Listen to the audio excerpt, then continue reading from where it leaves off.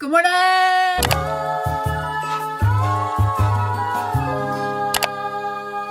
asked you guys on Instagram if you had questions that you wanted me to answer or anything that you were curious about in terms of getting to know me and who I is. So I have some questions ready. I have my little cafecito ready here.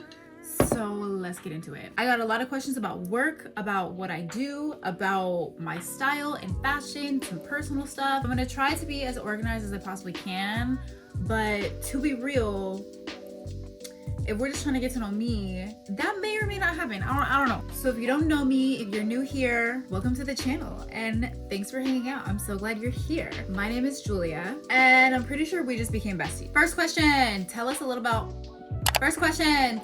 more about you. Who is you? Well, it all started when I was a wee little lad. Honestly, I hate telling people about myself because it's such an interview question and I feel like I'm obviously very biased because I think I'm the best. But I'm gonna go ahead and let you guys figure out who you think I am. But like what I can tell you is this. I'm a Mexican American woman from the IE. I come from a very humble, small family. I had a dog who is my pride and joy. He has then since passed away. I love to be creative and I love to take photos and I love to produce them and make shit look beautiful. And I will fight you tooth and nail on anything that I'm passionate about. Even as a kid, I truly felt like I was destined for greatness. I haven't made it there yet, but I know I will. And that just comes into, we're gonna manifest that right now. Did you go to college? If so, what was your major? Yes, I went to college. I went to Penn State University. I dual majored in business management and graphic design. Originally, I wanted to become a writer. I wanted to be a poet. I wanted to write books. But my mom very quickly let me know that money in that arena isn't necessarily super stable. So I went the business route. But I also did the graphic design in order to have a creative outlet too, which I would highly recommend because now I can do the creative, but I can also do the business, which is something that most creatives don't necessarily have. It definitely benefited me in the long run, but yeah, the second I turned 18, I pieced out, I went to college, came back 10 years later, a completely different person, and I wouldn't change it for the world. How did you get into creative directing? So that's kind of a loaded question because I think it was more of like a pathway that took me down there in the first place. When I first broke into the industry, even when I was on my first set, I didn't really know what that meant. I didn't know what a creative director was. I didn't know what it all entailed. I didn't know what you had to do to be one. I was just kind of thrown into the fire and had to figure out how to not burn. I kind of broke into the business through a fashion brand that I was working for at the time, not as a creative director. I was definitely on the lower end of the totem pole, but that was when I was first introduced to a full life set. I was first introduced to photography and lighting and production and everything that went into it because I was so green. I had no idea what any of this meant. And I'll never forget the first model we shot, the first set I was on, I fell in love. I knew more than anything right then and there, I want to do this forever. Like I want to be directing models. I want to be putting together sets. I want to make something look beautiful and I want to be able to sell something with my photography and videography. It just made me feel so alive and it gave me such a sense of purpose that I wanted to chase that high as long as I could. Being on set and working with models and working with amazing talent, photographers, videographers, makeup artists, whatever, what have you, has definitely given me such a new appreciation for this business now that I understand how it works. And there is no place I would ever rather be than on a set. How would you describe your style and where do you get your inspiration from? Honestly, when it comes to my style, I get dressed pretty intuitively. It's never based on trends or like colors or any of that. It's always based on what am I doing that day? Am I gonna be comfortable? Am I gonna be bending around a lot? Am I gonna be standing a lot? Am I gonna be in a situation where I probably shouldn't wear a dress? Do I need to wear cargo pants to have the extra pockets? Am I gonna be at a photo shoot that day? I know a lot of other people when they get ready in the morning, they have a specific vision when it comes to an outfit. I have that sometimes, like if I'm going out or if there's a piece that I really want to style. But for the most part, when it comes to my everyday wear and how I determine what I'm going to put on that day, it truly is like 99% based on my comfort level of that day or what's on the agenda. Because if let's say I know I have to photograph some stuff, I'm probably going to go for cargo pants because I need those extra pockets for lens caps, for lenses, for switching shit out. If I'm going to be walking around for a really long time, I'm going to want to wear comfortable shoes. I'm going to want to make sure that my toes have space. But if I'm going out, maybe I can wear heels. A lot of it is just based on, will this fit my lifestyle? And I think in turn, that has allowed me to like pick more elevated pieces that I can reuse and rewear over and over and over again. Kind of like a capsule wardrobe, but not necessarily, because I do have a lot of shit. I definitely have way more than a capsule wardrobe. I wear a lot of white tees. So I have like 5 white tees that I've like really invested in. I have a lot of jeans. I try to stay as comfortable as I possibly can and realistic. Is it gonna really work for whatever I have going on? And is it gonna really work for my lifestyle? And so everything you see that I put on, it's stuff that I've accumulated over time that fits my lifestyle that I can just go back to over and over again. And I think that's why I tend to gravitate towards basic tees, basic jeans, basic jackets, and like keeping the fit really simple, because I live a specific lifestyle that requires me to be able to move, like not be restricted in any way, shape, or form, because I'm doing things. Like today, you want to see the fit today? We in sweats today. You feels? Literally, t-shirt, sweats. I threw this denim piece over just to make it like a little bit less homeless, less I just woke up like this. Brought it together with some cute sneakers. I'm gonna be so real. The only reason I'm wearing sweats today, because I don't wear sweats like on the daily like that. That's not my vibe. But I'm wearing them because I've been having such bad cramps, dude. I had my period a week ago. I was getting ready on live. I was getting ready on TikTok live because I told myself I'm gonna be on TikTok live every single morning. You know what I mean? Like just I gotta get on my Zoom. I like had this huge pain where I just like had to like pause, and I thought I was gonna die. So because of that, I don't want to wear pants. You're so beautiful. How can I be as confident as you? Sad face. Oh my gosh. Okay, well, first off, thank you so much for the compliment. But second off, confidence is something I actually struggle with a lot. If you know me in real life, you'll probably know that I do have my insecure moments. I think we all do. As humans, as women especially, we're comparative. Comparison is a thief of joy. How many times do you compare yourself to other women? Her boobs are bigger than mine. Her lips are bigger than mine. Her hair is longer than mine. We're always comparing ourselves to other people, feeling that we're not good enough. I'm very much guilty of it. Even with social media doesn't help that. I think social media, if anything, adds to the toxicity, because I, for such a long time, was so convinced that the only reason or the only way that I was gonna grow or like gain any success on this freaking stupid internet, whatever. I was so convinced for the longest time that the only way I was gonna grow on the stupid internet was by having big, beautiful eyes and big, full Botox lips, maybe some filler here and there, whatever. Like I was convinced that I needed something to happen to me or be done to me in order to be successful and be confident and get noticed. And I think to a point, society has like instilled that in us for sure as women. I also have realized that my almond eyes slay so hard, okay? Like my cheekbones slay so hard. My luscious hair slays so hard. And I started appreciating what I do have instead of what I don't have. Like I'm all about women supporting women. I would never want to bring down another girl, but I also have to really, really try my best to not compare myself to that other girl because it's unhealthy. I will say that I look in the mirror every day and I try to tell myself at least 5 things that I freaking love. Like, damn girl, lashes slay. Damn girl, hair is slay today. Damn girl, makeup is eating today. You have to hype yourself up as that bitch. You have to go into the world with the mindset of like, I am better than everyone. Not in a selfish dickhead kind of way, but like, I am better than everyone in the sense that there is nobody that you can compare me that will devalue my self-worth, because I know what value I hold and I know what I can contribute to this world and what I do contribute to this world on a daily. And 9 times out of 10, it's hard for us to see what we contribute. Take a step back. It's okay. There are days where I just cry and I don't want to leave my house because I feel ugly or I feel worthless or I feel less than. I mean, even right now, like working as a freelancer, freelance creative director, freelance social media, like in between each job, you are technically unemployed until you find your next project. You get all of those insecurities just all at once. It's really, really hard to shut that out. You just have to take it day by day. Starting out with appreciating little wins of yourself, appreciating and telling yourself little things every single day before you leave the house. Start to say it every single day, and you tell yourself something like that every single day, you will start to believe it. Because nobody else sees our insecurities. Nobody else sees our downfalls or our flaws because they don't know what our past is. They don't know our history. They just see what's face value. To everybody else, you're probably perfect and beautiful. And we are our biggest criticizers. criticism. Critics. We are our biggest critics. Oh my God. Why are you so funny? That's just genetics, baby. Actually, no, because my family's not that funny. I'm the funniest in my family. So I don't have an answer to that.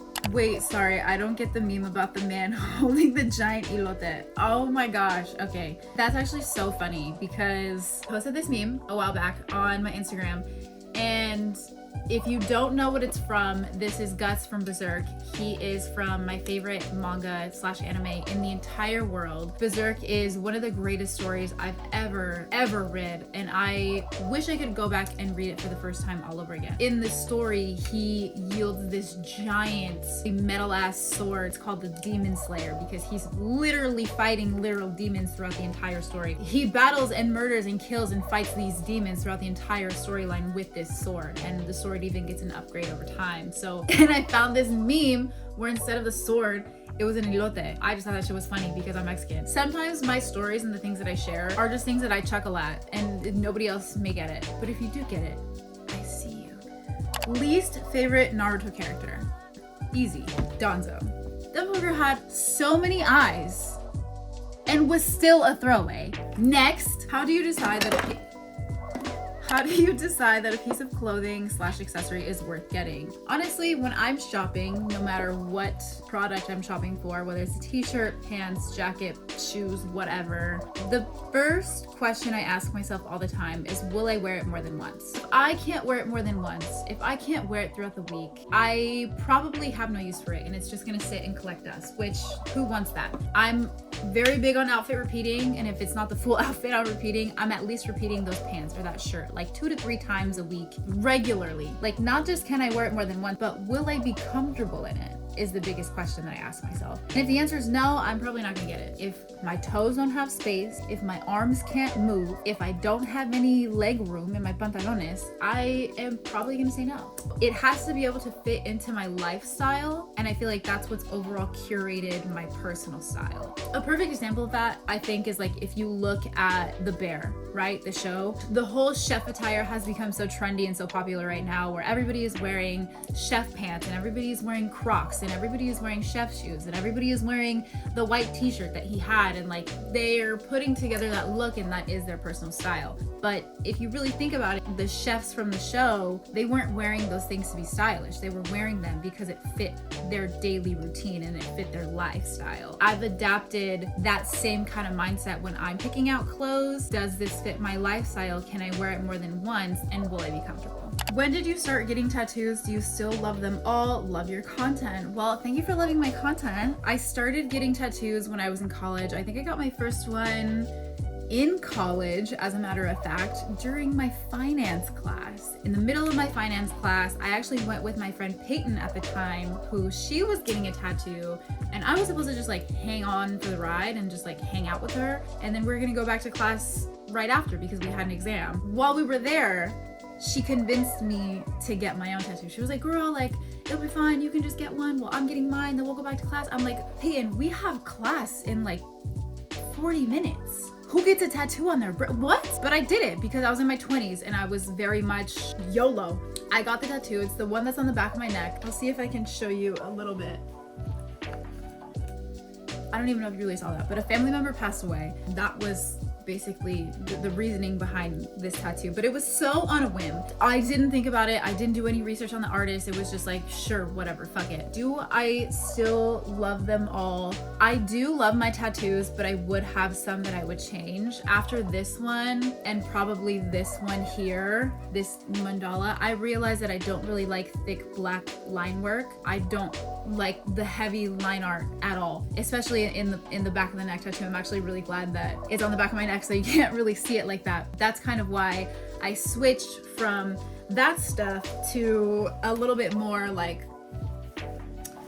realism realism stuff, like less line art, and it's just more the actual shading and things that make the overall shape. Heavy lines like these, I just don't think they complement me as a person. But I mean, they are my tattoos and I have them. I wouldn't change them, but I do think I'm probably done getting tattoos. Like, I think I've gotten everything that I would potentially want. I think the only thing that I would even add at this point is like if I have kids, and then I would probably get something in relation to them or their name or what have you. But got my first in college and now I'm 30. How do you stay fit?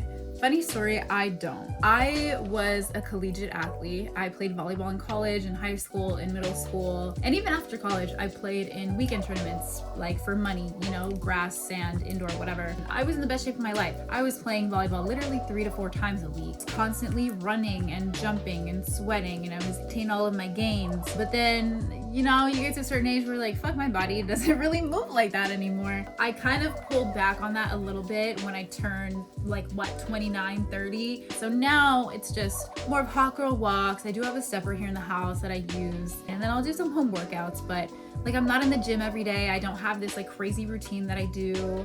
I used to be really dedicated to the gym because of all of my athletic training for college, but since I'm obviously not in that world anymore, I've been a lot easier on my body. And now, instead of focusing on I want to look a specific way, or like I want my abs to look a specific way, or I want to hit a specific body weight, I don't own a scale. I will never check my weight. I don't care. To me, is my body healthy? Do I feel good? Do I have energy? Am I confident when I look in the mirror? Like, I like what I see. I don't eat super junk food. Like, I will have some days where I'll grub on a fat old burger and candy. Actually, my period, like, fair game. But for the most part, like, I try to make good decisions when I'm eating, given sometimes. Like, it's just all in moderation. How tall are you? You look so tall. 5'10". I am. Share your worst first date story. Gladly. This was years ago. I went on a date with this guy. He showed up wearing a flannel shirt tucked into his jeans. I should have known better just from that. Then he had some shoes that looked like Timberlands, but they weren't Timberlands. He was going for like the hipster coffee dude who's like from Oregon, but we're living in Pennsylvania. So that didn't make sense. And he was also brown. He was a brown man. So I was very Confucian. Just caught me off guard. It'd be your own people sometimes. He sat down. He was late, mind you. He was late. I had to buy my own beer. I started my own tab because he was late. And then we sat down. We started talking, whatever. And I'm already like kind of bored at this point. It just really wasn't going anywhere. And he goes, I could be doing a lot of things with my time right now. I could be studying. I could be with my family. I could be with my friends. What's so special about you? Why should I be here with you? When I tell you I took the biggest step back, who the fuck are you to ask me that question? Like, you asked me to be here. You asked me to come out with you. Like, I am here out of a courtesy for you. Like, do you see what you're wearing right now? Anyway, long story short, don't date anybody who tucks in their flannel shirts unless they are a cowboy.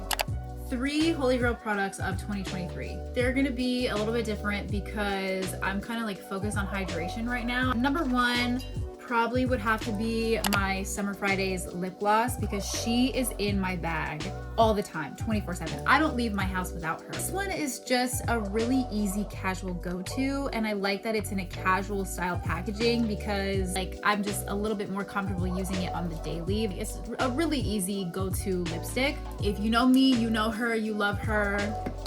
Benetton is my girl. She has been my day one, okay? I started using her when I was 14. Been about that girl, will always be about that girl. Found her originally in my aunt's nasty, dirty ass makeup bag that was in the sink. She is a sink makeup girly. Pero like, she put me onto this when I was a kid. I don't do anything without this. Lips, cheeks, eyes, all of it. Even if I'm gonna wear another blush over top, this with this over top and then a lip liner, bomb.com. The third Holy Grail, I think, would probably have to be Big Bertha Baddie over here, my Vaseline Problem Skin Therapy Moisturizing Cream. She is thick.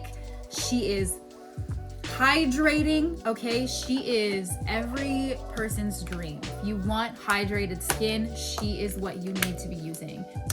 Her and retinol, besties. Besties, look at my skin. Is it eating? I know it is. You don't even have to tell me. 3 Holy Grail products right there. Any life advice for a 22-year-old? I miss being 22. I just miss being in my 20s, honestly. Your 20s straight up are for you to learn. I don't think people truly understand that in your 20s, you can literally do anything. Anything in the whole world. My hair looks so stupid. I hate when the little layers come up front because then it makes my hair look like it's short. Should I apply more lip gloss?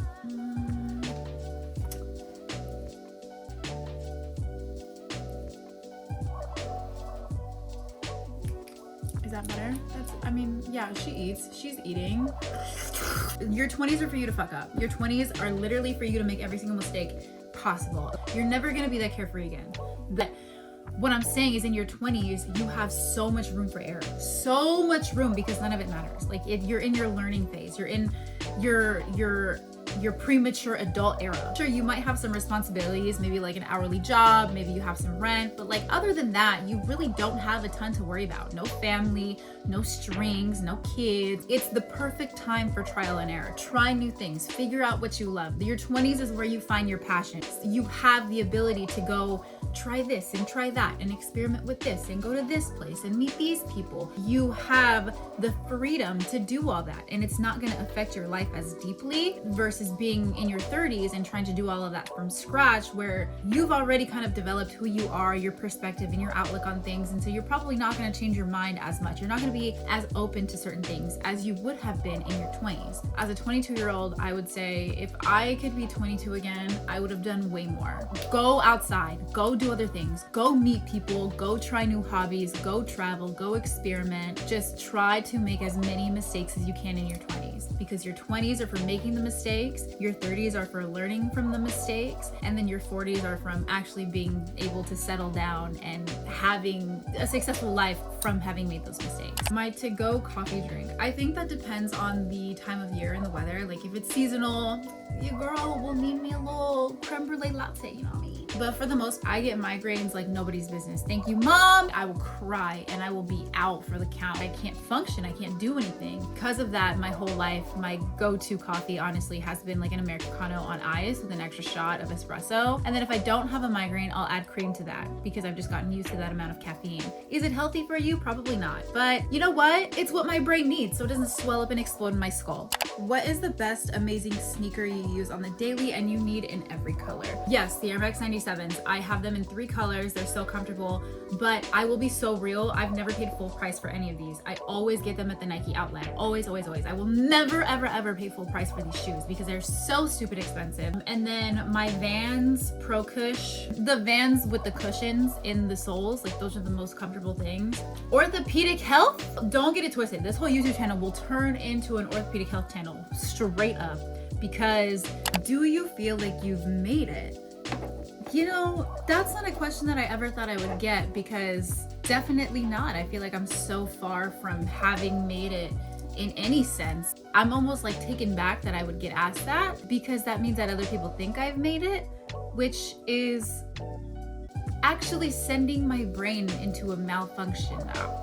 I can't tell you how many times I felt insecure, insignificant, not enough. I've questioned what I'm gonna do for my life. I've questioned my talent. I've questioned my passion. And I truly feel like I have such a long way to go. I am still struggling every other day. Finances, work, you know, my schedule, and just what it is that I'm truly doing on a day-to-day basis. Honestly, you know, I don't think I'll be able to say that I fully made it until I can put my whole family in their own respective giant houses and take care of everybody in the family's debt, make sure everybody's legal status is good, take care of my boyfriend's family, my family, people that I love, being able to put other people's needs above my own. Right now, I can't do that. Like, I don't have the ability to care for other people the way that I would want to, or love them the way that I would want to. I'm still trying to establish a name for who I am and what I do, and making sure that my work is out there and it gets noticed. And I'm still very much in the early stages of that, because even though you guys know me here, I still have a long way to go. This is not a full-time job for me. I'm not here making all of this money from videos and content creation. Who knows, maybe one day it can be, and like it could head down that road for all we know, and then that could open up another avenue to me being a creative director on set for a magazine in Thailand or something like that. I still have a long way to go, so until then, it's just pumping out new work and photographing new things and talking to new brands and putting myself out there and being sure that I'm visible and I'm being able to be seen. No, I don't think I've made it. It's gonna be a really long time until I can say that, but I do believe I'll be able to say it one day. And I do truly believe that I'm destined for greatness, that I am capable of great things and bringing greatness to the world in some way, shape, or form. The struggling artist stigma. Ask me that question again in a year. Let's ask ourselves, do you feel like you've made it every year at the same time? Next year, next December, I will ask the same question. We'll post a video about it and we'll do it together. Do we feel like we've made it? The answer will probably be no, unless, you know, something crazy happens and I grow 2 more arms and become the world's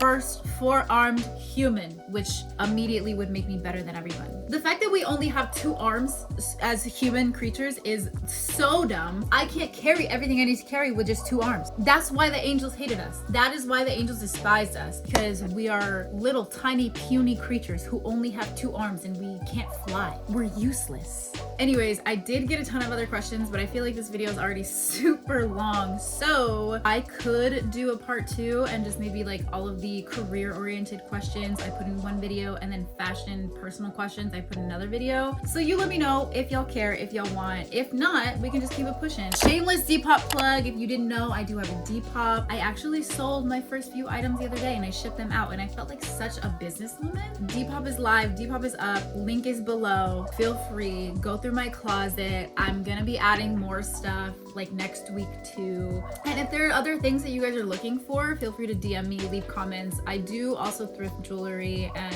menswear and hats. Let me style you, girl.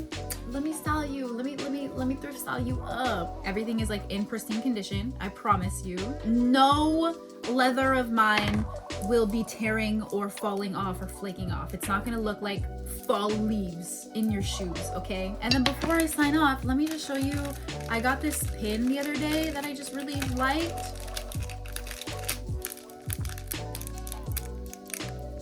That's a Naruto Kirby. I love Kirby. Kirby is like one of my favorite games in the world. And so when I saw this, I was like, ah! She is so cute. I love it. I don't know what I'm gonna put it on. Maybe one of my hats. I don't know, but we'll figure it out. But it's going on something. But like, anyways, thanks for hanging out. Love you so much. Let me know if you guys have any other questions. But thank you for hanging out. Okay, love you, bye.